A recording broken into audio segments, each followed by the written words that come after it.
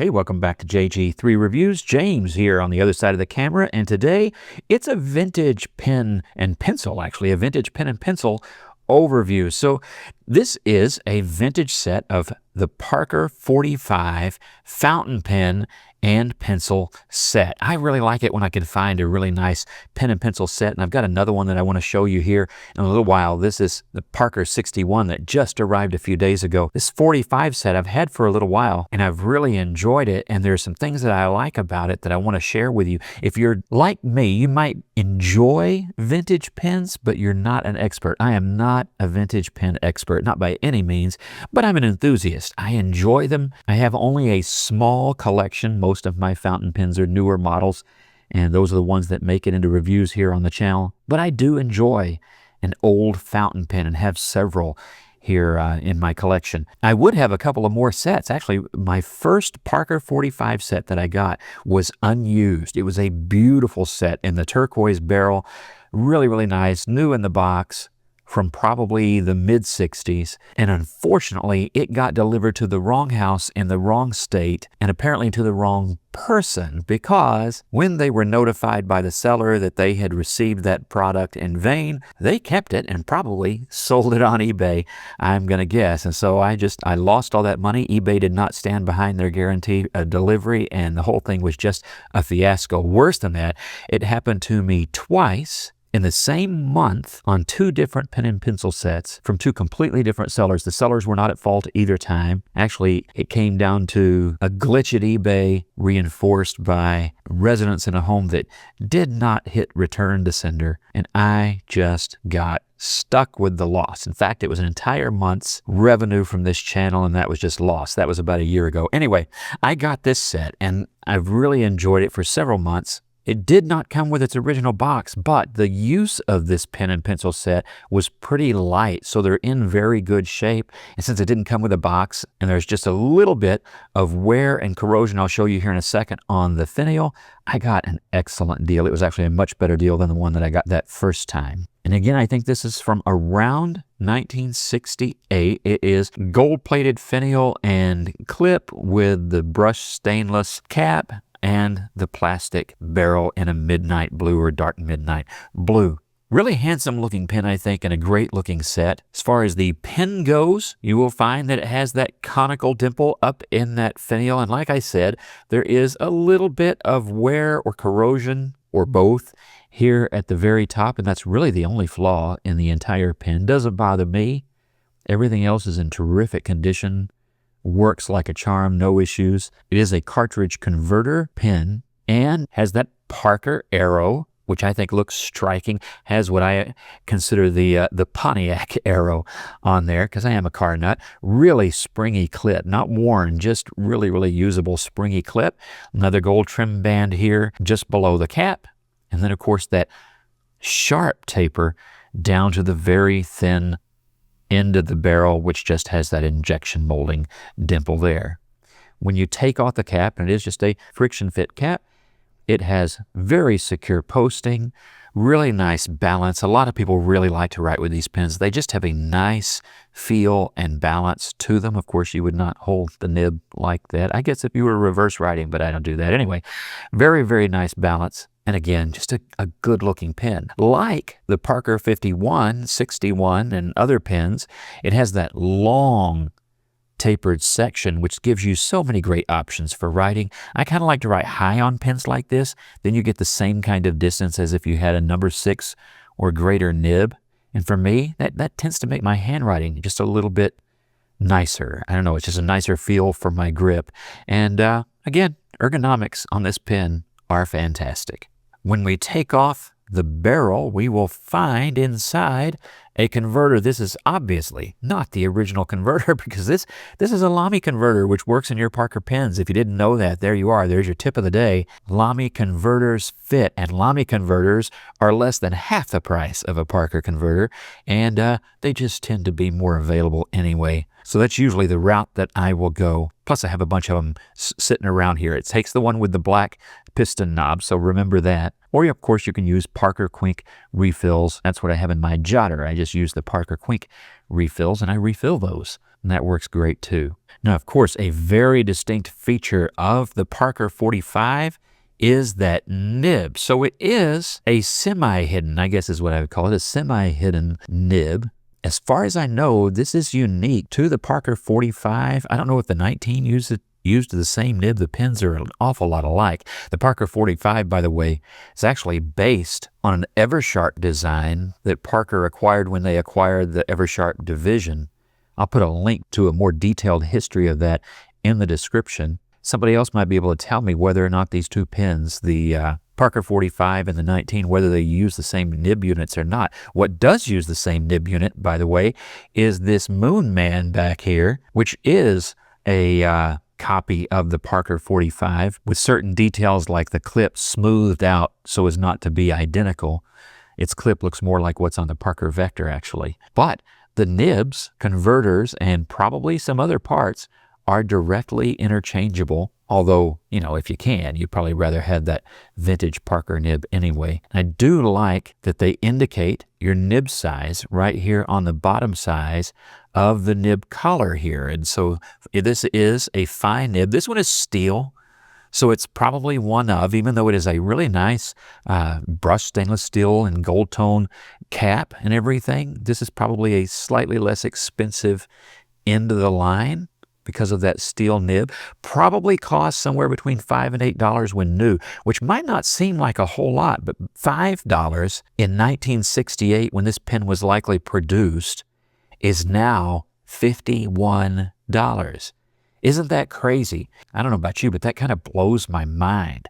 So it also gives us some perspective. So this pen and pencil set would have been more than the $5, and that's if this was a $5 pen. This certainly I've seen an ad, which I will throw up here now, that shows a very similar trimmed pen from 1968 being $5, so that's kind of what I'm basing that off of.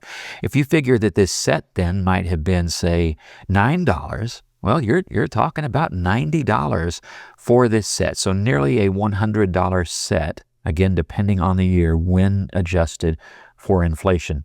And that kind of gives me a different perspective of things. And I'll talk about this again when I review the 61, because that one surprised me as well when I went back and looked at the inflation adjustment. But sometimes I look at these things and I think, my grandfather would never pay, for example, for the new Parker 51 redesign from, what was that, 2021? My grandfather wouldn't have paid that much for a pen. But I'm wrong, because he had some pens like this, and that's what they were. So maybe when we look at modern prices of Parkers and similar pens and go, wow, why is that so high? Our perspective is just off sometimes. Our parents and grandparents were paying more for these pens than we realize once you adjust for inflation. Now, they weren't going out and collecting pens, so obviously it didn't add up as fast. They maybe bought this set and used it for 20 years. I was reading a post about the Parker 45, and it was a gentleman who had used this as his only pen from new for 25 years. And when you look at it that way, the $50 he paid, the $5 in his day's inflation backwards adjustment, was actually not bad at all. I mean, when you think about how much money people spend over time, even just on cheap Pilot G2s, but after they've thrown 60 of them in the landfill, well, $50 Parker 45 would have made a whole lot more sense, wouldn't it? And this makes for a terrific looking set. Let's look at the pencil. So I don't talk about them much on the channel, but I actually love mechanical pencils, and my love for mechanical pencils goes back farther than my love of fountain pens. I'll tell you that too. And one of the things that I've noticed in the sets that I have from Parker, and then I've also got an older Schaefer set, an old Schaefer touchdown and matching pencil set that I need to bring out for the camera sometime, is that, especially with the Parker, I think, the pencil is where you really feel the quality. It's denser, it's smaller, there's more going on inside, there's more metal to the pen on the inside and overall. And so these have that kind of quality feel, heft. And it's a weird thing about heft, because heft doesn't always mean quality. Sometimes it means the opposite. But with this, there is a sense of real quality. And I noticed it actually when I got that 61 set here recently, and then I pulled this one back out and noticed the same thing with this pencil. they just feel good. Really, really well made, solid pencils. Every one that I've gotten works, just works. My wife actually, at the Dallas Pen Show several years ago, the first time after COVID, that it was kind of sort of back to normal, still wearing masks and all that, there was the wife of a late husband who had been a pen and pencil collector who was selling his collection at the pen show, and it had a lot of 1930s, 1940s, I think 1920s too, mechanical pencils. And my wife bought herself a couple and my daughters a couple, and those are beautiful, really, really nice quality. They don't get the attention the fountain pens do. But if you want a quality mechanical pencil, unless you're just stuck, like I sometimes am, on something like the Kurutoga or the Zebra, what's that one called? What, doesn't it start with a D? I'm just completely blank at the moment. But those with rotating leads and self-extending leads, unless you're just stuck on that, which I totally understand and get, I would go back and get one of these. You need one in your mechanical pencil collection. They just, not only are they nice and stylish and fit every occasion, but look at that thing. Just the quality is fantastic. Now the lead, if I remember correctly, is .037 or just 037. If you're looking for it in vintage lead, which you can find, and it's pretty reasonable, will be called the long thin. So it's long thin lead. The modern closest equivalent, from what I understand, and I haven't had to refill any of these, but I'm about to have to, the modern equivalent would be the 0.9 millimeter. And there's a really good Pentel refill for that, and some other brands as well. And maybe when the time comes, maybe I'll video that so you can see how to refill one of these and how that lead actually does or doesn't fit and how it functions or doesn't function. But that's my understanding. I just haven't had to do that yet. But I'm really impressed with just how well this is made. You take off, of course, the, I guess we'll call that a cap, and that's where your eraser will be. And that's where we find out, yes, indeed, this pencil has had a life, and it does have regular wear marks on it, but it's in excellent condition. The eraser, of course, who knows whether this is original or a replacement itself? I don't know. But those erasers, of course, are removable. Of course, you can refill the lead, which is actually graphite, of course, and press that back in. Again, this one is just nearly gone. I'm glad to see that somebody has owned this pen that makes as many mistakes as James does. Anyway, I like that pencil just as much as the pen. Really great looking, and of course, makes for a really great looking set. All right, for our size comparison, here they are lined up over here, and you can see some variation here going on in the Parker Company, right? So pretty standard size pen. This is the Parker 45, of course, and this is the Parker 61. Then we have, because I don't yet have a Parker 51, I know that's terrible, I should have done that already, but this is the Parker 51 Restyle in 2021. I know that that's going to trigger some of you. I get it. And then there is the Parker Jotter, which I would assume is the most common of modern Parker fountain pens, but I could be wrong about that. You can see this falls kind of right smack in the middle. It has very definitely that mid-century modern Mad Men sort of a style to it. And of course, it was sold for a while alongside the 51 because, you don't want to get too crazy out there and just revamp the whole line. But you can see how in, say, 1968, this was right there on trend for pen styles. And the fact that it took a cartridge converter, that was a new thing, and it revolutionized fountain pens in a way that some people, of course, do lament, but in a way that overall the fountain pen market celebrated and sticks with to this day. Now we're seeing a resurgence of alternate filling systems and in innovation in filling systems, and I think that's awesome. Always good to have new ideas and new ways of doing it. But if you look at what's on offer, the cartridge converter system, as exemplified in the 45, wasn't just innovative, it has lasted. So perhaps one of the greatest impacts on the fountain pen market in history has been that cartridge converter system. And then lined up end to end in their unposted and uncapped format, you find that the 45 is actually the longest pen in this lineup. But alas, it doesn't retain that lead for long because in the posted position, then the Parker 51 reissue comes out to be the longest, and surprisingly, the Jotter is about the same length as that 45. All right, for those of you who would like to see a comparison of the pencil's size, here is the 45 and the 61. Not actually identical, though they do look an awful lot alike. They are actually different in dimensions and internals. And then there is that Kurutoga, which is just a tremendously good modern mechanical pencil. And then my favorite old school pencil. And then my favorite old school wooden pencil, the Mitsubishi 9850 and HB, a true classic. All right, let's just see how the pen's write. Even vintage pens, we like to know, are they as good as they're purported to be? And with this Parker 45, I'm going to say, yeah, it is. Now, I'd really like to get my hands on one with a gold nib, just to see how different it really is from the steel nib. But this one is really good. Good ink flow, you see there. I just find it writes very nicely. A little bit of pencil-like feedback to the smooth end of pencils, which I like. I write better with a pencil than I do with ink anyway, and so there's something about that tactile feel that I find it just seems to work better for me.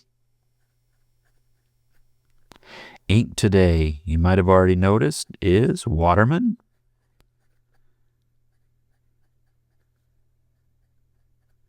This is Serenity Blue.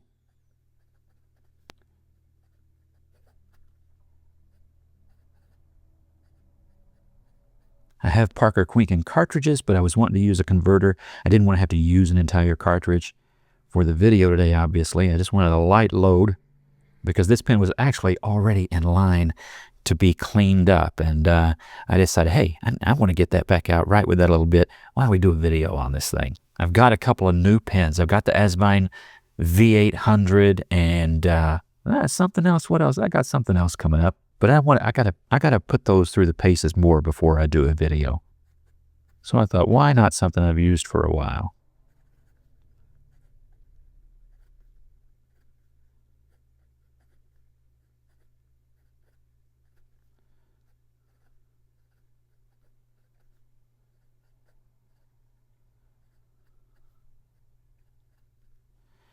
Let's do our speed test. Can a vintage pen keep up with our speed test? Let's check it out. Ready? This will be real time.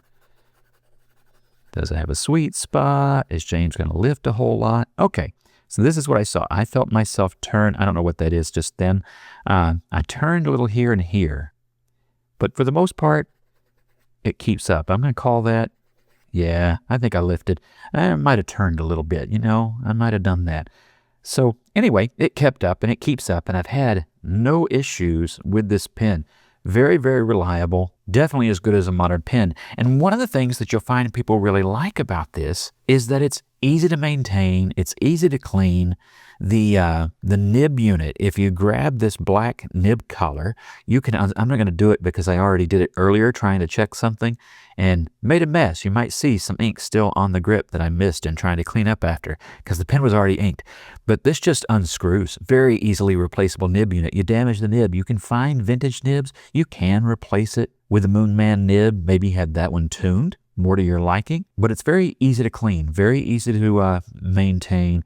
And there are still plenty of parts out there. It was sold well, so there are a lot of them, and they are fixable. From what I understand, certainly in my experience anyway, there's not even that much that goes wrong with them anyway. Just a great old pen, and one that can easily be a daily driver, and kind of, one that is discreet. If you're somebody that wants a great fountain pen that doesn't call a lot of attention to you, this is one that can do that, kind of the same way that a Lamy 2000 does that. Because it comes from that same era. There's a little bit of similar design ethos going on here, although this one has more bling than the 2000 does. But they both blend in well. So a great work pen. Now that pencil, let's just go ahead and let's put it through the paces too. Like I said, has a terrific mechanism, just smooth as can be. If you've had a cross mechanical pencil, works very much the same way, just with, in this case, a thicker lead. Now, I have no idea if this is a Parker replacement lead or somebody else's. I don't know, but we'll try it anyway. So I got the 45. Now, I said I write better in pencil, but it ain't happening here on camera, is it? No. I'm going to call it 9mm. but it's generally referred to more accurately as a 037, and it would be long thin. This is what you want to look for if you want to replace it with a vintage lead, is long thin. And as you can see, let me just make a square here so you can see it a little bit better. Pencil is just so hard to get to show up right on camera here, but this is it's a fairly light lead. I'm going to go with a Pentel refill when I try that, and this or one of the other pencils, whichever one loses its lead first, because it's supposed to be a little bit darker. And I'll leave a link in the description to the one that I'm going to try. But yeah, that's the pencil. Of course, it works as a pencil does, right? But I like it. So, handsome set, really good quality, something that you might want to check out if you're into vintage pens, but want something that really is an easy gateway into vintage pens because they're generally very reliable. There's a lot of them out there. You can pick a good one, find a good one at a decent price. So what about you? What's your favorite vintage pen or pencil? You can put that too down in the description below. I'm always curious what you're thinking about that maybe I'm not. And with that, God bless you. Have a great week, and I will see you in the comments and in the next video.